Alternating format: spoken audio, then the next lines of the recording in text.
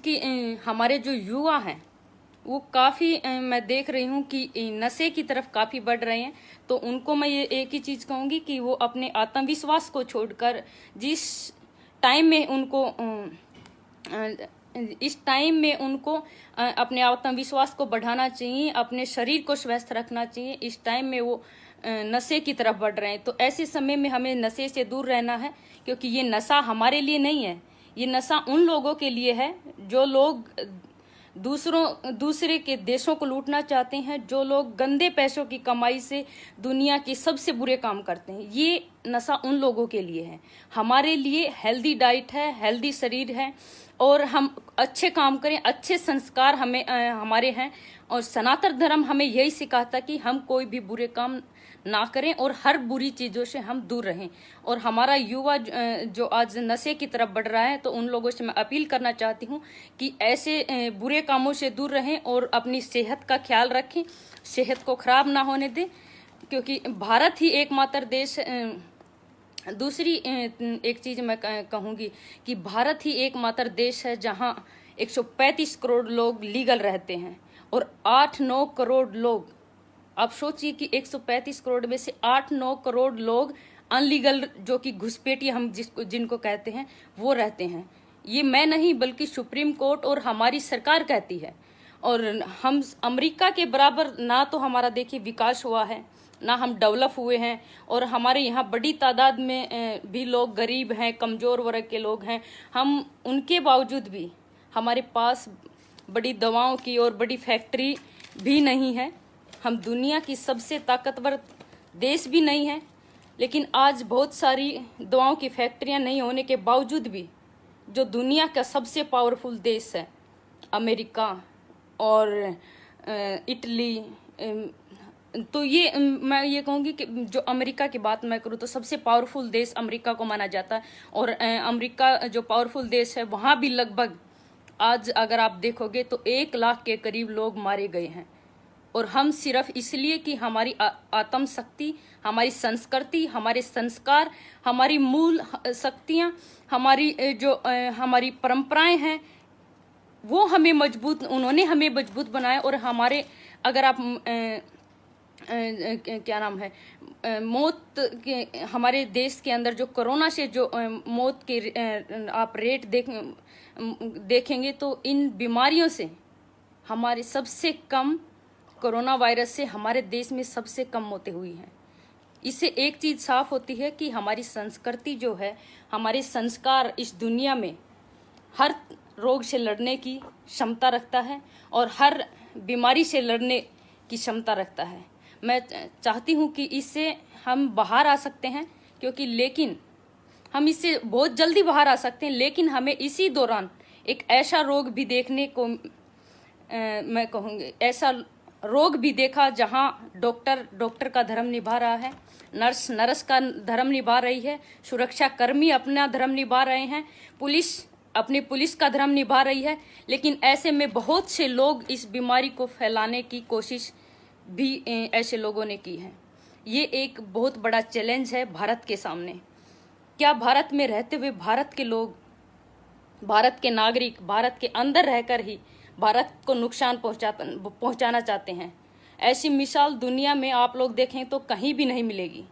जो तो कोरोना तो आएगा चला जाएगा, इससे पहले बहुत सी बीमारियां भी आई हैं और चली गई हैं, चाहे वो चेचक की हो, चाहे वो टीबी की हो, चाहे वो मलेरिया की हो। लेकिन क्या ये देश अपनी अस्तित्व को इसी हालात में रख पाएगा या नहीं?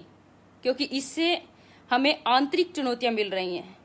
इस देश में जो गद्दार हैं, जो देश को तोड़ना चाहते हैं, वो विश्वविद्यालय में बैठकर देश को तोड़ने के नारे लगाते हैं और उन लोगों को पार्लियामेंट के अंदर ऐसे लोगों को सपोर्ट मिलता है। तो क्या हमारा समाज, हमारा सनातन धर्म, हमारा सनातन समाज जो है, उनको नहीं चाहिए कि वो मजबूत हो और ऐसी ताकतों का प्रतिकार करें, उनके खिलाफ खड़े हों और उनके खिलाफ बोलें? क्योंकि आज अगर हम चुप रहे तो फिर हमारे पास ये जगह नहीं बल्कि ये देश भी नहीं रहेगा बोलने के लिए कि दुनिया में आज जो हो रहा है वो सब देख रहे हैं और देश में जो हो रहा है वो भी सब लोग देख रहे हैं।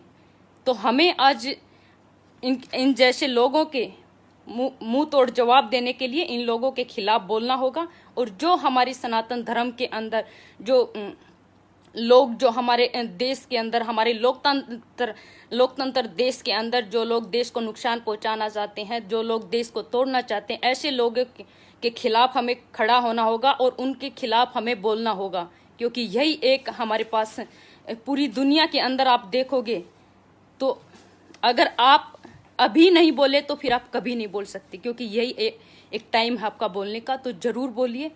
और अपने साथ साथ मैं ये कहूँगी कि जो मेरे युवा, जो बहन भाई हैं, उनको मैं एक दो चीज़ें और कहना चाहूँगी कि अपने ये फ्री टाइम है, कोरोना वायरस के टाइम में बहुत अच्छा टाइम है, हम अपने परिवार के साथ टाइम बिता रहे हैं। और ये बेस्ट टाइम है कि हम अपने महापुरुषों की जीवनियाँ पढ़ें, महापुरुषों की किताबें पढ़ें। और जो इतिहास जो हैं हमारे, जो महापुरुषों के, या हमारे जो स्वतंत्रता सेनानी जो हैं, जो क्रांतिकारी जो हैं, उनका हम इतिहास पढ़ें और उनके बारे में हम जाने कि उन लोगों ने हमारे देश के लिए क्या क्या किया है। क्योंकि मैं भी खुद इस टाइम पे अपनी घर में रहकर मैं अपनी मेहनत करती हूँ। तो सुबह उठकर अपने थोड़ा टाइम अपने व्यायाम को दीजिए, थोड़े अपनी ट्रेनिंग को दीजिए, और उसके बाद अपने माता पिता का भी आप हाथ बटाइए और साथ में अपने परिवार के साथ अच्छे से बैठ के खाना खाइए साथ। क्योंकि माता, वो कहते हैं कि हर किसी को छुट्टी मिल जाती, लेकिन माँ एक ऐसी है जिनको किसी दिन भी छुट्टी नहीं मिलती। वो चाहे बीमार हो या किसी भी तरह, वो हर हाल में हमें खाना बना के खिलाती है। तो ऐसे टाइम पे क्यों ना हम अपनी माँ बाप का सपोर्ट करें और उनको थोड़ी हेल्प करें, उनको भी छुट्टी दी जाए, उनको भी थोड़ा रेस्ट दिया जाए और उनकी जगह खाना हम बना लेते हैं। क्योंकि मैं अभी फ़िलहाल मैं अपनी ससुराल में हूँ और मैं आपको दिखाना चाहूँ कि ये मेरी माँ, सासू माँ है और वो मेरे ससुर जी हैं। मैं इनके साथ मैं अभी बैठी हुई हूँ। क्योंकि एक चीज़ और मैं साथ में कहूँगी कि मुझे अपने ससुराल में आकर मुझे ये लग ही नहीं रहा कि मैं अपने घर में नहीं हूँ। मुझे ऐसे लगता है कि मैं अपने माता पिता के साथ बैठी हुई हूँ। इन्होंने मुझे कभी महसूस, जिस तरह से मेरे पिता ने मुझे आगे बढ़ाया है, हमेशा सपोर्ट किया है, तो उसी तरह ही आज मेरे एक दूसरी माँ और एक दूसरे पिता जो मुझे मिले हैं भगवान के रूप में, उनको भी मैं हमेशा प्रणाम करती हूँ और इनका भी मैं हमेशा धन्यवाद करूँगी। इतना ही प्यार और इतना सम्मान इन लोगों ने मुझे दिया है, तो इनके लिए मैं हमेशा आभारी रहूँगी। क्योंकि वो अपने बेटे से भी ज़्यादा मुझे प्यार करते हैं। कोई भी चीज़ की, किसी भी चीज़ की जरूरत हो, हमेशा मुझे अपने बेटे से आगे रखते हैं। कोई भी घर में अगर कोई डिसीजन लेना होता है तो सबसे पहले मेरे से पूछा जाता है कि बेटी आप बताओ कि ये डिसीजन ठीक है या गलत है, हमें क्या करना चाहिए और क्या नहीं। तो इससे बड़ा सौभाग्य मुझे नहीं लगता कि और कोई हो सकता है। क्योंकि माँ बाप ही हैं जो हमें आगे बढ़ाते हैं और हमें सपोर्ट करते हैं। तो आप हमेशा, हमारे जो संस्कार रहे हैं वो यही रहे हैं कि हम अपने माँ बाप की इज्जत करें, अपने माँ बाप का हमेशा सम्मान करें, उनका हमेशा ख्याल रखें। यही हमारे संस्कार हैं और यही हमारी परंपरा है। क्योंकि माँ बाप के मैं सुबह खुद उठकर अपने माँ के चरण छूती हूँ, लेकिन मैं आप लोगों को भी कहना चाहूँगी कि एक बार सुबह उठकर अपने माँ के, अपने पिता के पैर छू कर देखिए, आपको कितनी शक्ति मिलेगी। शायद आप सोच भी नहीं सकते कि कितनी, अगर पैर छूने के बाद आपको जो शक्ति आप अनुभव कर सकते हैं कि रियल में ये शक्ति जो है, ये एक आंतरिक शक्ति, ये जो अदृश्य वाली शक्ति है, वो हमें महसूस भी होगी। और कहीं मैंने पढ़ा था कि किसी ने बहुत अच्छा लिखा हुआ था कि ससुराल में बहू को इतना प्यार दीजिए कि बहू घर के फोन नंबर तक भूल जाए। तो ये बहुत अच्छी बात कही है। अगर सास ससुर इतना ही आपका ख्याल रखते, इतना ही सम्मान और आपको प्यार देंगे, तो आप सच में आप अपने घर वालों के फोन नंबर क्या, आपको लगेगा ही नहीं कि आप अपने माँ बाप से दूर हैं। तो इतना सम्मान, इतना प्यार आप मुझे दीजिए। ये मेरी सासू माँ जी हैं और वो मेरे ससुर जी हैं। वो हमेशा मुझे मेरे पिता की तरह ही मुझे हमेशा बैठाकर कोई भी चीज़ होती है मुझे समझाते हैं और हर एक चीज़ मेरे से डिस्कस करते हैं। तो मैं हर जो मेरे युवा जो बहन भाई हैं उनको भी मैं कहूँगी कि हमारे संस्कारों से हम दूर ना जाएं, हम अपने संस्कारों के साथ जुड़े रहें। और आज हमें परिवार के साथ रहने का मौका मिला है, तो हम अपने माँ बाप का सहयोग करें, उनको थोड़े काम में हेल्प करें और उनकी जो बातें हैं, क्योंकि उन्होंने अनुभव की हुई हैं और अनुभव की हुई बातें ही हमें बताते हैं। मैं अक्सर, मेरी दादी जी अब तो नहीं रही इस दुनिया में, लेकिन मेरी दादी जी के पास जब भी बैठती थी वो बहुत सी पुरानी चीजें हमें बताती थी। तो आज हमें याद आती है कि दादी मतलब जो बातें बताती थी वो हमें शायद कोई और नहीं बता सकता, क्योंकि उन्होंने जो उस टाइम पे अनुभव किया है, उन्होंने हर किसी का अनुभव अलग अलग होता है, चाहे मेरा हो, चाहे आपका हो, चाहे आपके बड़े बुजुर्ग। लेकिन बड़े बुजुर्ग हमेशा, वो कहते हैं ना कि पेड़ भले ही उनके जो छांव देते हैं, उनकी छांव हमेशा ठंडी और मीठी होती है। तो सेम वही चीज हमारे बुजुर्गों के लिए है कि हमारे जो बुजुर्ग होते हैं वो हमेशा छांव ही देंगे और हमेशा हमें प्यार ही करेंगे। और आप सब लोग, अंत में एक दो चीजें ही मैं कहूंगी कि अपना ख्याल रखिएगा। कोरोना वायरस से हम सबको मिलके एकजुटता के साथ लड़ना है और हमें दिखाना है कि भारत दोबारा से विश्व गुरु बनने जा रहा है। भारत एक सनातन धर्म है। इस लोकतंत्र के अंदर सब लोग एकजुट होकर कोरोना वायरस से लड़ेंगे और कोरोना वायरस को हराएंगे।